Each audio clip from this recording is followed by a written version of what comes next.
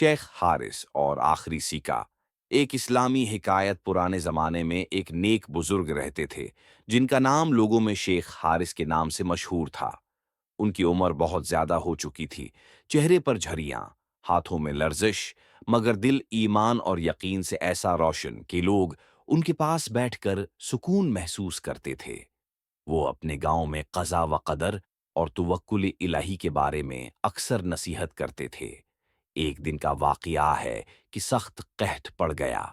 لوگوں کے گھروں میں اناج ختم ہو چکا تھا، کنویں خشک ہو رہی تھیں اور بازار میں چیزیں بہت مہنگی ہو گئی تھیں۔ شیخ حارث بھی اب بوڑھے ہو چکے تھے اور اتنی محنت نہیں کر سکتے تھے۔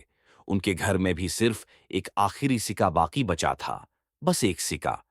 وہ بیٹھے سوچ رہے تھے کہ اس سے کیا لیں، آٹا، دوا یا پانی۔ اسی دوران دروازے پر دستک ہوئی۔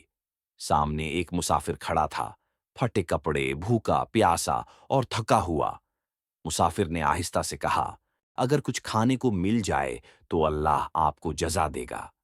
شیخ نے دل میں ایک لمحے کے لیے سوچا، یہ میرا آخری سکہ ہے، اگر دے دیا تو میرے پاس کچھ نہیں رہے گا، اور اگر نہ دیا تو یہ بھوکا انسان کیسے چلے گا؟ بس اتنا سوچنا تھا کہ ان کے دل میں اللہ کا فرمان گونج اٹھا، جو اللہ پر بھروسہ کرتا ہے وہ اس کے لیے کافی ہے۔ انہوں نے مسافر کو وہ آخری سکہ تھوما دیا اور کہا، بیٹا، یہ میری طرف سے نہیں، اللہ کی طرف سے ہے۔ مسافر نے شکریہ ادا کیا اور آگے بڑھ گیا۔ شیخ گھر لوٹے اور خاموشی سے بیٹھ گئے۔ اگلی صبح دروازے پر پھر دستک ہوئی۔ دیکھا تو سامنے گاؤں کا ایک امیر تاجر کھڑا تھا۔ اس نے کہا، شیخ، کل میں نے اپنے حساب میں ایک پرانی خطا دیکھی۔ آج سے کئی سال پہلے آپ نے میری زمین کے لیے مشورہ دیا تھا، جس سے مجھے بہت فائدہ ہوا۔ میں نے نیت کی ہے کہ آپ کی خدمت کا قرض آج ادا کروں۔